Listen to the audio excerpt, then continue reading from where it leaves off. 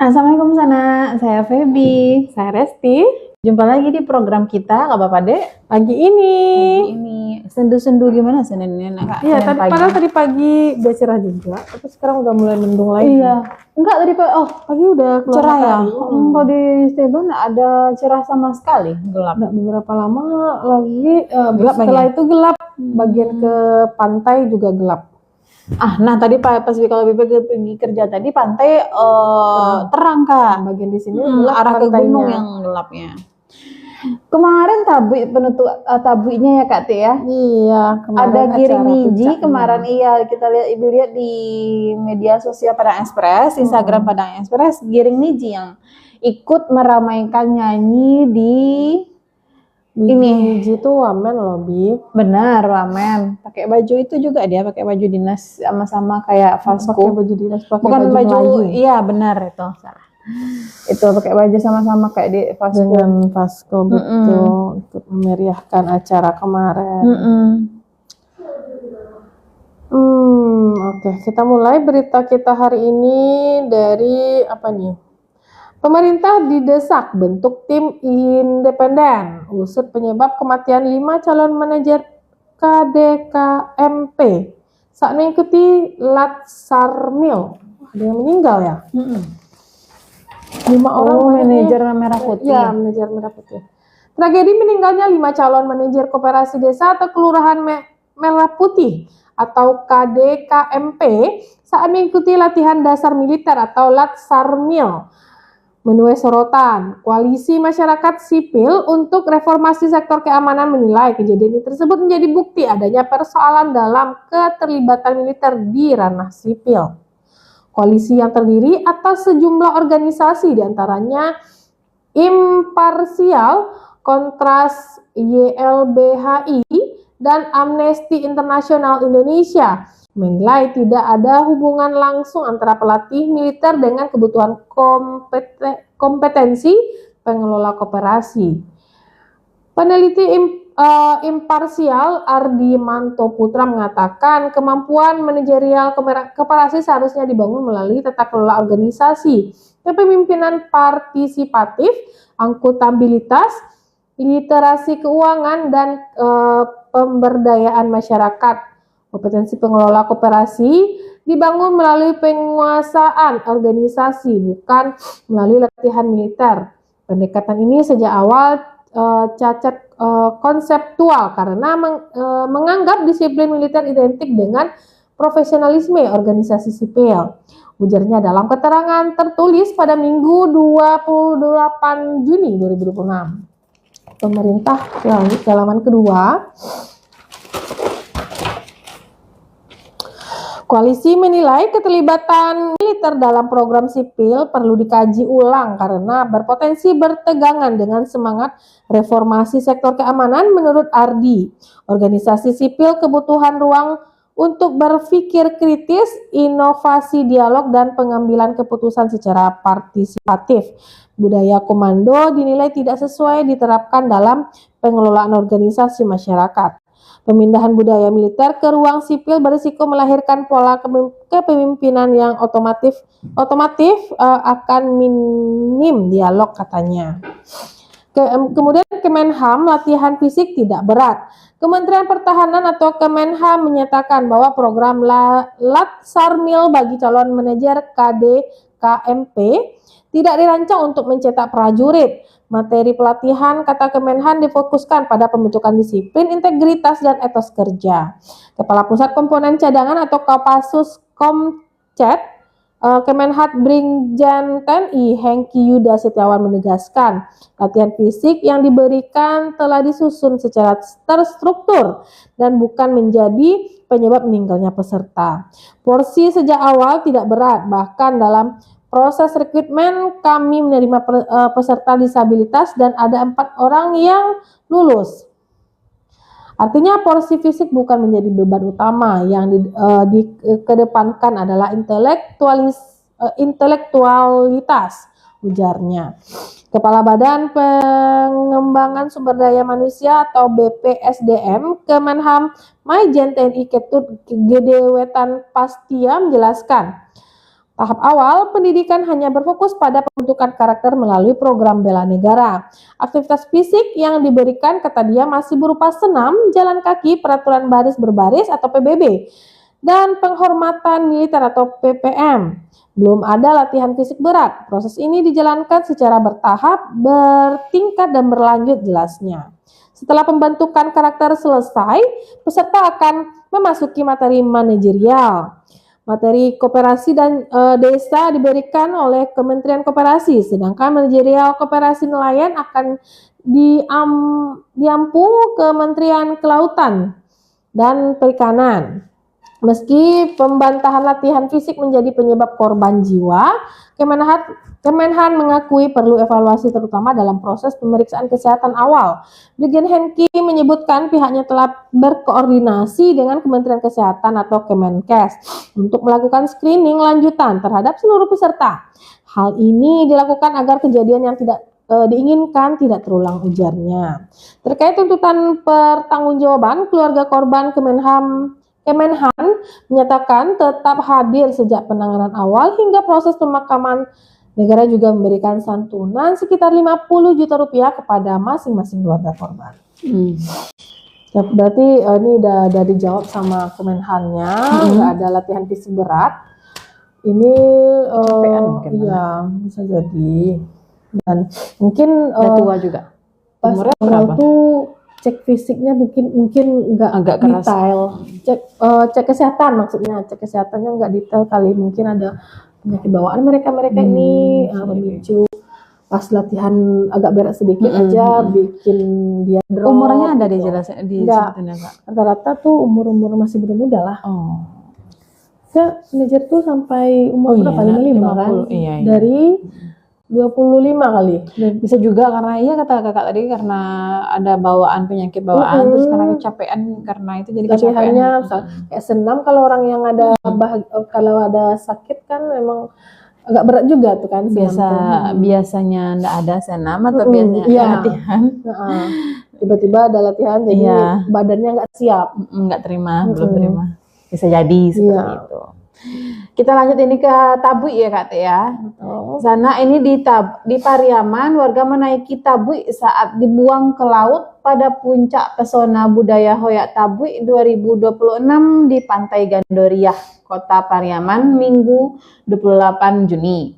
Ratusan ribu warga menyaksikan puncak pesona budaya Hoyak Tabui yang masuk dalam karisma event Nusantara Kemenpar 2026 tersebut. Tabui, konsistensi investasi pada kelestarian budaya. Konsistensi investasi pada kelestarian budaya. Gelaran Festival Budaya Tabui Pariaman Hoyak Tabui kembali berlangsung meriah dan sukses menarik perhatian masyarakat luas. Festival tahunan ini tidak hanya menjadi simbol tradisi, tetapi juga terbukti menjadi motor penggerak sektor pariwisata dan ekonomi kreatif ekraf di Sumatera Barat.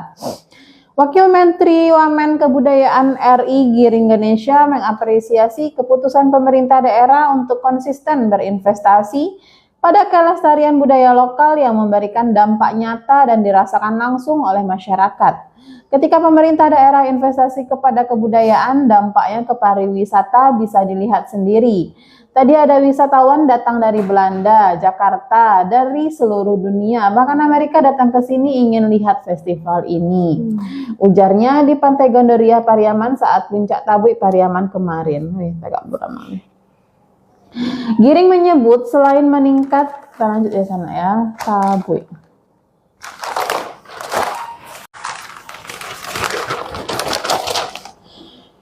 Selain meningkatkan kunjungan turis mancanegara dan domestik, festival ini menjadi berkah tersendiri bagi para pelaku ekonomi kreatif dan UMKM di Pariaman. Perputaran uang terjadi secara instan melalui pembelian produk-produk khas daerah oleh para pengunjung. Istri saya saja langsung borong kain, habis itu juga kita langsung borong keripik. Jadi intinya ekonomi kreatif pasti akan jalan ketika kita investasi ke kebudayaan, tambahnya. Ketika ditanya mengenai hal paling menarik dari rangkaian prosesi Hoyak Tabui, ia menyoroti 3 poin utama, mulai dari desain Tabui yang menurutnya secara arsitektur dan visual sangat luar biasa dan megah. Kemudian, dalam proses pembuatan, ia melihat detail dan cara pembuatan tabui yang syarat akan nilai historis dan gotong royong. Terakhir, prosesi menghoyak tabui serta tradisi lempar-lemparan antar kelompok yang memicu adrenalin sekaligus keseruan di tengah kerumunan penonton. Mengenai aspirasi masyarakat untuk mendaftarkan Festival Tabui sebagai warisan budaya tak benda Intangible Cultural Heritage, UNESCO, ia menjelaskan prosedur tersebut memerlukan tahapan dan kajian yang matang melalui kementerian terkait. Pendaftaran untuk Intangible Cultural Heritage UNESCO memang lewat Kementerian Kebudayaan. Ini tentu banyak sekali yang harus disusun dulu, terutama kajian-kajiannya. Kalau Pak Wali Kota siap, Pak Wagub siap, kita siap, tegasnya. Wali Kota Pariaman, Yota Balat, menyampaikan apresiasi yang tinggi kepada Kementerian Kebudayaan Republik Indonesia atas dukungannya sehingga event Tabui ini berhasil masuk ke dalam karisma event Nusantara. Event ini diharapkan dapat mendatangkan lebih dari 500.000 pengunjung serta menggerakkan roda perekonomian masyarakat lokal lewat sektor UMKM, seni, tari, dan kuliner. Wakil Gubernur Sumbar Vasco Rusaimi menyampaikan pesona hoyak tabui Piaman momentum penting karena tidak hanya menjadi ajang pelestarian tradisi, tetapi juga menegaskan eksistensi budaya Pariaman di kancah dunia. Ia menyampaikan rasa bangganya atas konsistensi pemerintah Kota Pariaman dalam menjaga warisan budaya ini. Acara Tabui ini tidak ada yang bisa menghalang-halangi. Kita harus terus menyelenggarakan acara ini sampai kapanpun, karena ini adalah kegiatan kebanggaan kita semua, khususnya masyarakat Kota Pariaman. Walaupun dari sisi luas wilayah kota ini tidak terlalu besar, namun gaung budaya Tabui ini sudah mendunia dan dikenal hingga ke pelosok dunia. Ujarnya di hadapan lautan penonton yang memadati lokasi acara. Pasti ramai kemarin. Mana Akak pergi? Enggak, dia juga enggak. Anak dia masih kecil, padahal dia mau. Kita lanjut sana ke perang Timur Tengah nih, makin memanas. Padahal baru penandatanganan MOU ya. Iya. Serang menyerang lagi. AS serang fasilitas drone, Iran gempur pangkalan militer, dipicu penembakan kapal kargo di Selat Hormuz. Ada presiden yang hobinya omon-omon di podium. Ada pula presiden yang doyan mengancam lewat unggahan di media sosial. Presiden Amerika Serikat atau AS Donald Trump termasuk jenis yang terakhir. Ini omon-omon siapa? Entah untuk keberapa kali Trump mengancam membumi hanguskan Iran. Bukan saja tidak pernah terbukti, AS toh akhirnya sepakat dengan gencatan senjata serta setuju menekan nota kesepahaman Memorandum of Understanding atau MOU dengan Iran. Akan datang waktu ketika kami tak lagi bisa mentolerir dan dipaksa untuk menyelesaikan tugas secara militer. Itu terjadi, Iran tidak akan lagi eksis, tulis Trump di akun Truth sosialnya pada Sabtu setelah Pusat Komando Militer Amerika Serikat atau CENTCOM mengakui serangan ke Iran pada Jumat 26 Juni 2026 dan Sabtu 27 Juni 2026 atas perintah Panglima tertinggi alias Trump sendiri. Mengutip Al Jazeera, CENTCOM menyebut pihaknya menyerang infrastruktur pengawasan militer, sistem komunikasi, situs pertahanan udara, fasilitas penyimpanan drone, serta penghampar ranjau Iran. CENTCOM mengklaim itu dilakukan sebagai balasan atas serangan ke kapal kargo Singapura. Tapi itu kemarin kenapa ya ditembak kapal Singapura tuh? Nah itu benar jelasannya tadi. Kan Di halaman kedua kita lanjut ke AS. Ya kan itu pemicunya itu Iran ini nembak kapal kargo Singapura yang lewat di Selat Hormuz. Kenapa gitu? Apa alasannya? M. Garing V. Iver Lovely pada Kamis 25 Juni dan kapal tanker Panama M-T Kiku pada Sabtu 27 Juni 2026 yang tengah melintasi Selat Hormuz. Media pemerintah Iran IRIB melaporkan peledakan terdengar di Pulau Kes dan kota Bandar Sirik, Provinsi Hormozgan, dan bukan Iran namanya kalau tidak langsung membayar tuntas serangan itu. Mengutip kantor berita Force Corps, Garda Revolusi Iran menyatakan telah melakukan serangan besar lewat drone dan misil di 8 instansi militer Amerika Serikat di Asia Barat, termasuk ke dalam sasaran tembak Iran adalah Pangkalan Udara Ali Al-Salem dan markas armada ke-5 AS di pelabuhan Salman, Bahrain. Kedua negara tersebut sudah menyatakan sirine tanda bahaya mereka berbunyi. Negara agresor yang ciri khasnya melanggar komitmen dan melanggar kesepakatan telah menyerang 5 wilayah pantai terluar Iran dengan alasan merespon Angkatan Laut Korps Garda Revolusi Islam atau IRGC yang mengkonfrontasi pelintasan Selat Hormuz. Bunyi IRGC dalam pernyataan resminya kemarin 28 Juni 2026. Ditambah serangan Israel ke Lebanon Selatan pada Sabtu 27 Juni 2026 atau sehari setelah menekan kesepakatan damai dengan Lebanon yang dimediasi Amerika Serikat. Jadilah eskalasi saat ini yang terburuk sejarah MOU ditekan penekanan dilakukan pada 17 Juni lalu. Analisis politik berbasis di Teheran, Iran, Abbas Al-Sani mengatakan Iran memandang Selat Hormuz sebagai alat negosiasi untuk mencegah serangan AS di masa depan. Iran melihat Selat Hormuz sebagai pengaruh untuk menghentikan babak baru agresi, katanya. Jadi itu kemarin AS serang fasilitas drone, Iran gempur pangkalan militer. Dipicu penembakan kapal kargo di Selat Hormuz. Berarti enggak kapal kargo si Australia, Singapura itu yang ditembak deh ya, tapi iya, punya Amerika. Singapura. Karena dia nembak punya Singapura, makanya marah si Amerika gitu. Ya serang-serangan lagi. Nah, ini berita selanjutnya ada kembali ke Indonesia, itu IHSG berpeluang menguat tapi dia terbatas gitu. Pergerakan indeks harga saham gabungan IHSG diperkirakan masih dibayangi sentimen global pada pekan ini. Meski berpeluang menguat secara terbatas, tekanan dari arah kebijakan suku bunga nanti halaman 2 sana. Iya kan, suku bunga Amerika Serikat, saham-saham teknologi berbasis AI hingga ketidakpastian geopolitik diperkirakan membuat pasar bergerak dalam fase konsolidasi.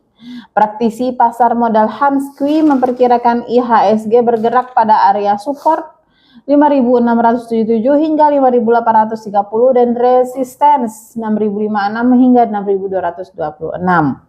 Menurut Hans, perhatian pelaku pasar masih tertuju pada saham-saham produsen chip AI di Wall Street.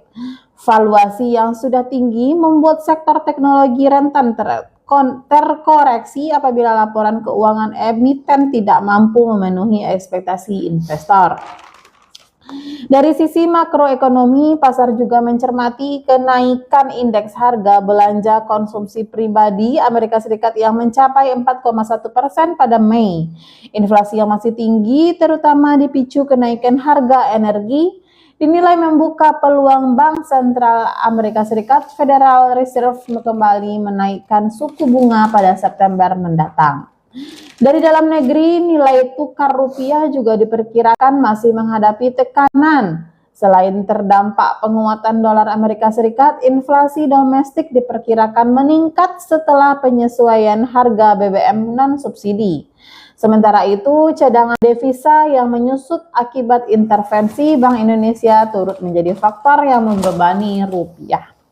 Di tengah berbagai sentimen negatif tersebut, masih terdapat katalis positif bagi pasar domestik. Salah satunya keputusan MSCI yang tetap menempatkan Indonesia dalam kelompok emerging market, meski disertai sejumlah catatan.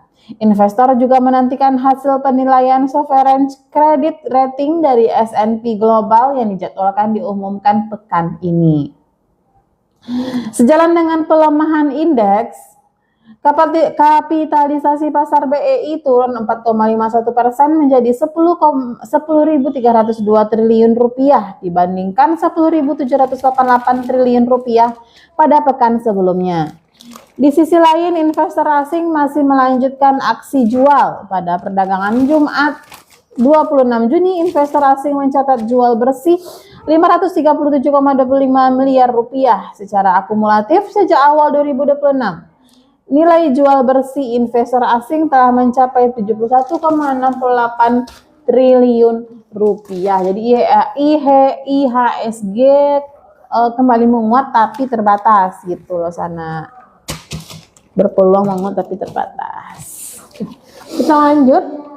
Berita selanjutnya, Prabowo pangkas BUMN hingga tersisa 250 perusahaan. Banyak lah. Pemerintah mempercepat restrukturisasi Badan Usaha Milik Negara atau BUMN. Presiden Prabowo Subianto menargetkan proses penataan seluruh perusahaan plat merah rampung tahun ini. Jumlah BUMN yang saat ini masih lebih dari 1.000 entitas bakal dipangkas drastis hingga tersisa sekitar 250 perusahaan.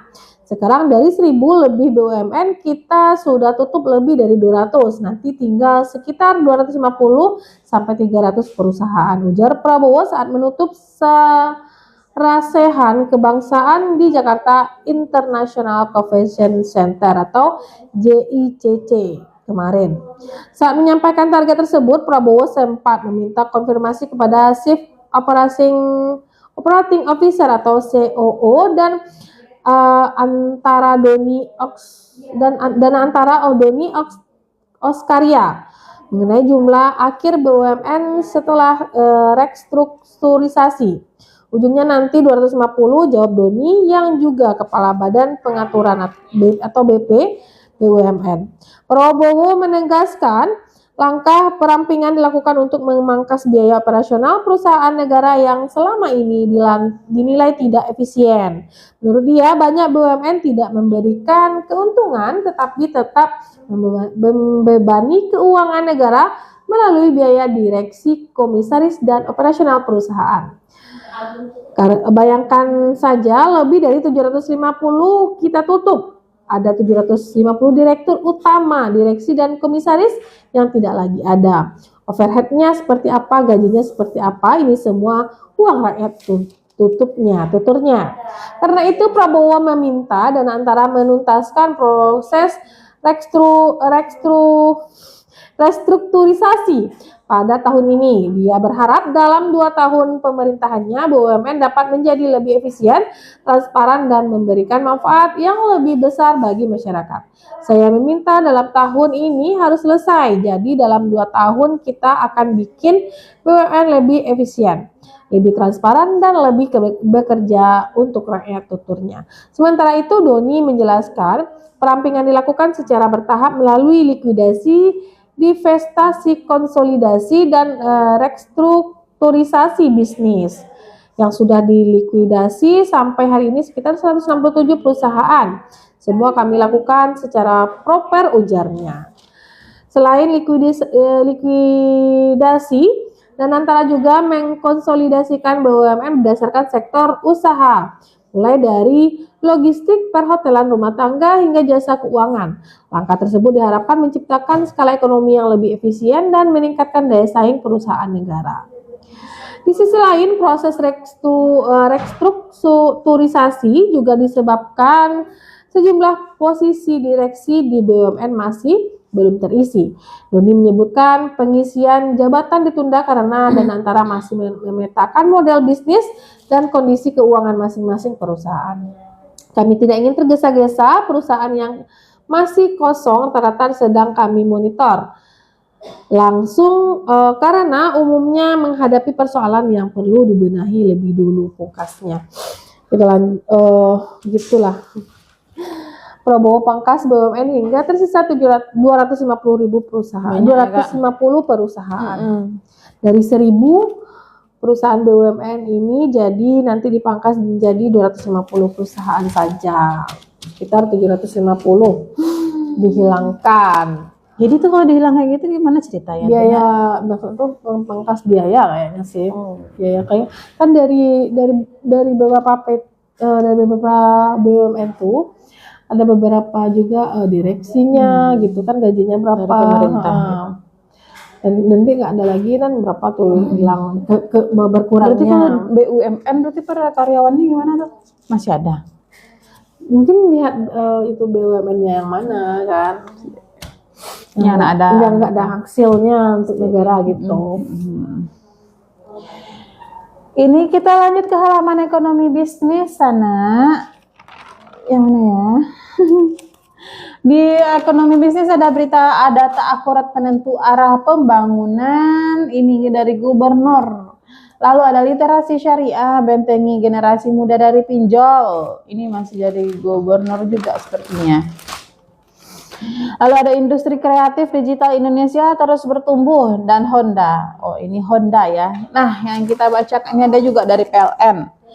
Yang kita bacakan ini literasi syariah bentengi generasi muda dari pinjol. Gubernur Sumatera Barat Mahyildian Syarullah menegaskan literasi keuangan syariah harus menjadi benteng utama bagi generasi muda menghadapi berbagai ancaman di era digital, mulai dari maraknya pinjaman online ilegal, investasi ilegal hingga beragam modus penipuan berbasis teknologi. Penegasan itu disampaikan Mahyildi saat membuka Sharta Financial Talk 2026 yang menjadi bagian dari rangkaian Sumber Syariah Innovation Festival 2026 di Aula Kantor Perwakilan Bank Indonesia Provinsi Sumatera Barat, Sabtu. Menurut Mahyildi, perkembangan teknologi digital termasuk kecerdasan pembuatan atau artificial intelligence AI menghadirkan peluang besar sekaligus tantangan baru. Karena itu, generasi muda tidak cukup hanya menguasai teknologi, tetapi juga harus memiliki kecerdasan finansial agar mampu mengambil keputusan ekonomi secara tepat dan bertanggung jawab. Ia menilai penguatan literasi keuangan syariah merupakan investasi jangka panjang dalam menyiapkan sumber daya manusia yang tangguh, berintegritas, dan berdaya saing, terutama menghadapi bonus demografi Indonesia. Selain literasi keuangan, Mahyildi juga mendorong generasi muda menumbuhkan jiwa kewirausahaan. Menurutnya, sejarah Islam memperlihatkan banyak tokoh sukses yang membangun peradaban melalui dunia usaha. Kehadiran wirausaha tidak hanya menciptakan lapangan kerja dan menggerakkan perekonomian, tetapi juga berkontribusi meningkatkan kesejahteraan masyarakat melalui zakat, infak, dan sedekah. Ia mengungkapkan rasio kewirausahaan Indonesia hingga kini masih berada pada kisaran 1 digit. Kondisi tersebut menjadi tantangan sekaligus peluang untuk melahirkan lebih banyak wirausaha muda termasuk dari Sumatera Barat. Sementara itu, Chief Executive Officer Beranikarya.id Reza Firmansyah HSB mengatakan Beranikarya.id merupakan platform kepemudaan yang berfokus pada penguatan ekosistem ekonomi syariah sebagai wadah generasi muda untuk berkarya, bertumbuh, dan memberi dampak positif bagi masyarakat.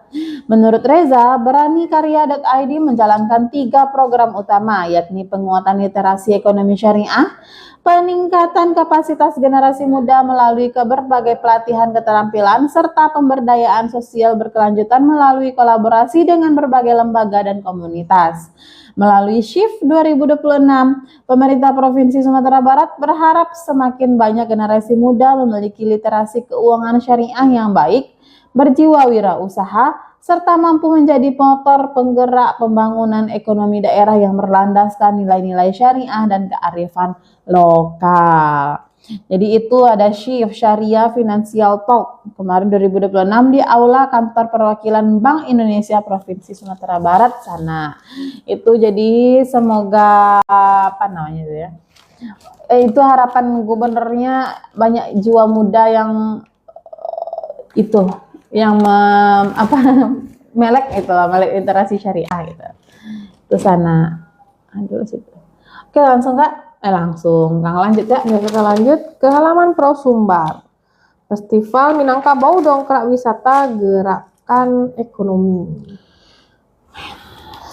Festival Minangkabau 2026 kembali membuktikan diri bukan sekedar perhelatan budaya. Selama 4 hari pelaksanaan festival yang menjadi puncak program unggulan atau Progul Satu Nagari, satu event itu mampu menggerakkan ekonomi masyarakat, meningkatkan kunjungan wisata, sekaligus kembali mengantarkan Tanah Datar masuk ke dalam jajaran Karisma Event Nusantara atau KEN, Kementerian Pariwisata RI untuk ke-6 kalinya. Festival yang berlangsung pada 25 hingga 28 Juni 2026 tersebut ditutup secara resmi oleh Bupati Tanah Datar Eka Putra di lapangan Cinduamato, Batu Sangkar pada Sabtu 27 Juni malam. Penutupan dimeriahkan berbagai pertunjukan seni tari tradisional, drama, hiburan artis Minang, serta bazar yang diikuti sekitar 100 pelaku UMKM kuliner khas Minangkabau. Bupati Eka Putra mengatakan keberhasilan Festival Minangkabau kembali lolos kurasi nasional dan masuk KEN menjadi bukti kualitas penyelenggaraan, sekaligus memperkuat posisi festival sebagai ruang pelestarian budaya dan mempersatu masyarakat Minangkabau, baik di ranah maupun di perantauan.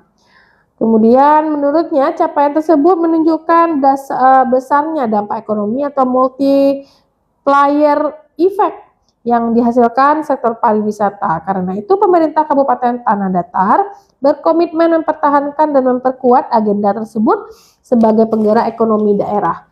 Mari kita bersama-sama mendukung setiap event yang dilaksanakan agar semakin banyak wisatawan datang ke Kabupaten Tanah Datar, ajaknya. Eka bahkan menargetkan penyelenggaraan Festival Minangkabau di tahun 2027 memberikan dampak ekonomi yang lebih besar. Selain meningkatkan kunjungan wisatawan, festival diharapkan mampu melahirkan lebih banyak sanggar seni, memperkuat kapasitas UMKM lokal, serta menghidupkan kembali seni budaya dan kuliner tradisional Minangkabau yang mulai langka.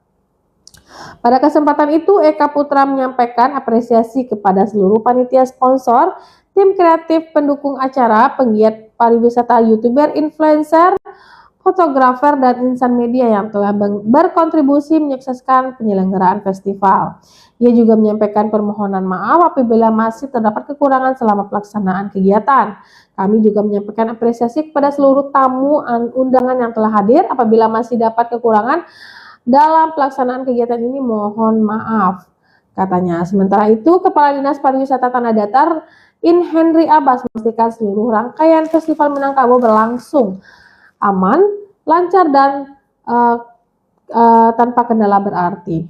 Festival Minangkabau 2026 menghadirkan beragam atraksi budaya, mulai dari pawai budaya Minangkabau, tradisi makan bajamba, pertunjukan seni budaya, fashion show, pameran desa wisata, bazar UMKM, kongres, dan seminar Bundo Kanduang sedunia, hingga malam hiburan rakyat. Alhamdulillah seluruh rangkaian kegiatan berjalan sukses dan lancar, ujar In Henry. Tuh, Festival Minangkabau kemarin tuh dongkrak wisata, gerakan ekonomi masyarakat. Jadi di Tanah Datar juga ada ya Kak tuh ya festival. Oh, yang kemarin itu yang di rumah adat itu. Iya, rumah di itu namanya. Rumah Gadang. Menongkrak emang iya anak. Semoga banyak lah festival-festival kayak gitu. Kita lanjut ini ke halaman Metro Payakumbuh 50 Kota sana. Buronan kasus pencurian diringkus. Satuan Reserse Kriminal Satreskrim Polres 50 Kota berhasil menangkap seorang buronan yang masuk dalam target operasi TO Sikat Singgalang 2026. Pelaku berinisial D25 yang diduga terlibat dalam kasus pencurian dengan pemberatan di wilayah hukum Polsek Suliki diamankan pada Jumat 26 Juni sekitar pukul 01.00 WIB.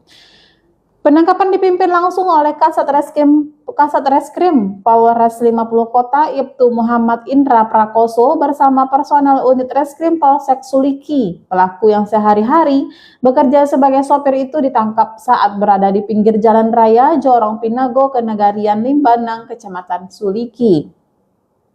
Kapolres 50 Kota AKBP Syaiful Wahid melalui Kasat Reskrim Ibtu Muhammad Indra Prakoso menjelaskan pengungkapan kasus tersebut merupakan tindak lanjut atas laporan masyarakat terkait aksi pencurian yang terjadi pada Minggu 11 Januari 2026 sekitar pukul 03.30 WIB di Jorong Banjaloweh Kete, Kenagarian Banjalowe, Kecamatan Buki Barisan. Setelah menerima laporan, tim langsung bergerak melakukan serangkaian penyelidikan mendalam dan mengumpulkan alat bukti di lapangan. Begitu identitas dan keberadaan pelaku berhasil dipetakan, petugas langsung melakukan penangkapan. Menurutnya, saat diinterogasi di lokasi penangkapan, pelaku yang merupakan warga Jorong Limbanang Baruah tidak dapat mengelak. Ia mengakui telah melakukan aksi pencurian di lokasi kejadian sebagaimana yang dilaporkan korban. Selanjutnya, tersangka bersama barang bukti dibawa ke Mapolsek Suliki untuk menjalani proses penyidikan dan pemeriksaan lebih lanjut. Guna proses hukum dan pemeriksaan lebih lanjut, tersangka D beserta barang bukti kini telah diamankan di Mapolsek Suliki.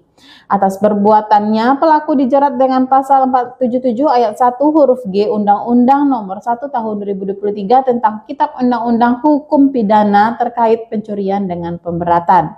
Ia menegaskan keberhasilan mengamankan salah satu target operasi tersebut menjadi bukti komitmen Polres 50 Kota dalam menyukseskan operasi Sikat Singgalang 2026 yang digelar untuk menekan angka kriminalitas di wilayah hukumnya.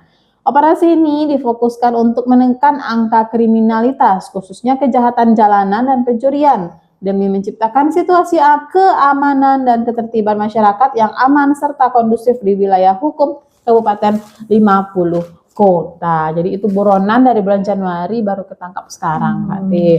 Dan itu dia bawa angkot, santainya lah nak, mungkin sangkonya nak dulu mencari dari kodok nah. Iya bisa juga. Ya, Ke sana. Dari kisah dari Metro Payakumbuh 50 Kota tadi, kita lanjut ke Metropolis. Juga ada kisah pencuri di rumah kontrakan ditangkap. Masih kriminalitas juga nih. Benar, ini di Padang ya? Di Padang. Tim 1 Opsnal Satreskrim Polresta Padang berhasil mengamankan seorang pemuda berinisial R 21 tahun yang diduga terlibat dalam kasus pencurian dengan pemberatan di sebuah rumah kontrakan di Jalan Kebun Raya, Kelurahan Pasar Ambacang, Kecamatan Kuranji, Kota Padang. Pelaku ditangkap pada Jumat 26 Juni 2026 sekitar pukul 01.00 waktu Indonesia bagian Barat setelah melalui serangkaian penyelidikan. Kasat Reskrim Polres Padang, Kompol Muhammad Yasin menyatakan penangkapan dilakukan oleh tim 1 Opsnal yang dipimpin Kanit Opsnal Ibtu Adrian Avanda bersama personil berdasarkan laporan korban terkait aksi pencurian yang terjadi pada 27 Mei 2026 sekitar pukul 5.00 waktu Indonesia bagian Barat. Peristiwa pencurian diketahui ketika korban terbangun dari tidur dan mendapati lemari di dalam kamar korban dalam keadaan berantakan. Korban juga menjadi telepon genggam yang sebelumnya diletakkan di samping tempat tidur telah hilang. Selain telepon genggam, 2 tas yang disimpan di dalam lemari juga tidak ditemukan. Setelah dilakukan pemeriksaan, korban mendapati sebuah kalung emas yang berada di dalam salah satu tas tersebut ikut raib. Masuk ke rumahnya. Ya Allah. Pencuri. Kita lanjut ke halaman ke-10. Banyak juga kok yang diambilnya. Akibat kejadian itu, korban diperkirakan mengalami kerugian hingga 71 juta rupiah dan selanjutnya melaporkan kasus tersebut ke Polresta Padang. Berdasarkan hasil penyelidikan, polisi mengidentifikasi R sebagai terduga pelaku. Tim kemudian melakukan pencarian hingga berhasil mengamankan di kawasan Pasar Ambacang. Saat terjadi pemeriksaan, pelaku mengakui telah melakukan pencurian bersama seorang rekannya yang dikenal dengan panggilan Kangen. Namun hingga kini rekan pelaku tersebut masih dalam pengejaran aparat kepolisian. Pelaku mengakui mengambil 1 unit handphone merek Realme 9 Pro Plus dan uang tunai sekitar Rp400.000. Sementara terkait hilangnya kalung emas, pelaku tidak mengakuinya dan masih kami dalami lebih lanjut, kata Muhammad Yasin. Dalam penangkapan tersebut, polisi turut mengamankan sejumlah barang bukti, diantaranya 1 unit telepon genggam Realme 9 Pro Plus warna biru, kotak handphone dan tas jinjing merek Venus warna hitam, tas jinjing warna krem, serta sebuah dompet kecil. Saat ini pelaku telah diamankan di Mapolresta Padang untuk menjalani proses penyelidikan lebih lanjut. Sementara itu, polisi masih memburu satu pelaku lainnya yang diduga turut terlibat dalam aksi pencurian tersebut. Kasatreskrim Polresta Padang juga menghimbau masyarakat agar meningkatkan kewaspadaan terhadap tindakan kejahatan di lingkungan tempat tinggal serta segera melaporkan kepada pihak kepolisian apabila mengetahui atau menjadi korban tindakan pidana. Itu Banyak ya. Tapi kalungnya enggak, iya dibilangnya enggak, tapi kalung tuh di dalam tas kata korban. Itulah nak. Atau si kangen tuh yang bawa mungkin nak. Mungkin bisa jadi itu lagi diselidiki. Nah ini ada sedikit juga lagi info ya Sana ya, untuk sana-sana di Kota Padang itu sepertinya ada bukan sepertinya, di Pasaraya akan ada revitalisasi sebelum kita di penghujung program ya Sana ya. Revitalisasi di Pasaraya itu di infonya 29 Juni hingga 30 Desember lalu lintas dialihkan, itu imbas proyek revitalisasi kawasan Pasaraya, sepertinya akan dibuat terminal kayaknya ini. Ada di media sosial Padang Express, ada itu petanya di mana aja wilayah yang ditutup pas 29 Juni hingga 30 Desember 2026. Nah, kayak kita di penghujung program ya Kak Tia. Ya, jadi betul. Selain yang kita bacakan tadi, apalagi nih Kak keunggulan dari koran Padang Express? Ya, selain kita membacakan koran berita-berita dengan info-info yang terhangat dan terpercaya ya Bia.